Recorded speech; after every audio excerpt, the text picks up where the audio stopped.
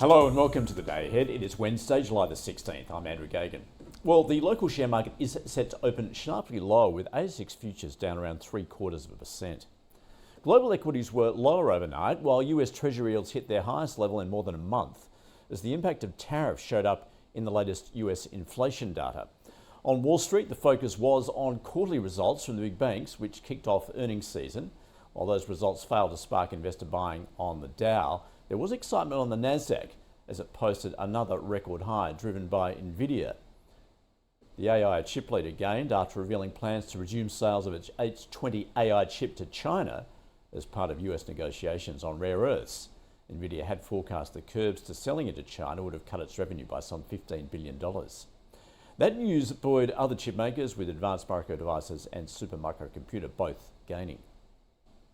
Banking stocks whipsawed in volatile trade, JP Morgan Chase slipping despite raising its 2025 net interest income outlook, while Wells Fargo fell heavily, even if its profit rose on reduced loan loss reserves.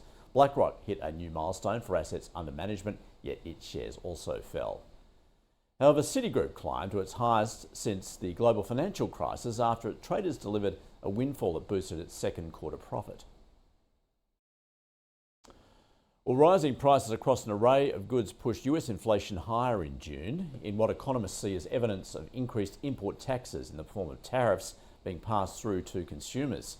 Overall, consumer prices rose 0.3% in June at an annual rate of 3.5% after rising 0.1% the previous month. Core inflation increased at a 2.9% annual rate, with food and energy costs both increasing, pushing headline inflation up to 2.7%.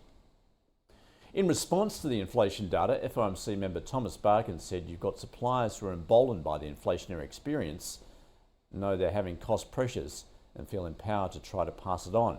And you've got consumers who are exhausted by inflation who are already trading down.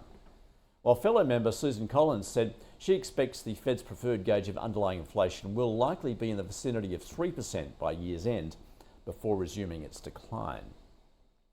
Well, US Treasury yields rose to their highest level in a month, while interest rate futures reflected growing uncertainty that the Fed will resume rate cutting in September. The 10-year yield gaining more than 6 basis points to 4.48%. The 2-year rose to 3.96%. And the US dollar index jumped more than 0.5%, reaching a 15-week high against the Japanese yen, the Aussie dollar falling to 65.1 US cents. And Bitcoin has pulled back after scaling new highs to be trading at 117,500 US dollars. And in the latest development on the trade front, President Trump says he's reached a deal with Indonesia that will see it face a tariff of 19% on its exports to the US, while US exports will not be taxed.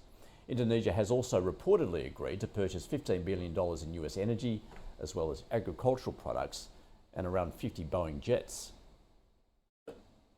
Well, oil prices have fallen after President Trump gave Russia a 50-day deadline to end the war in Ukraine and avoid sanctions.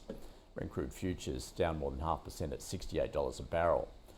Copper rose marginally. Iron ore fell almost 1% to $98 a tonne. And gold eased as Treasury yields and the US dollar rose. Spot gold are around $3,322 an ounce.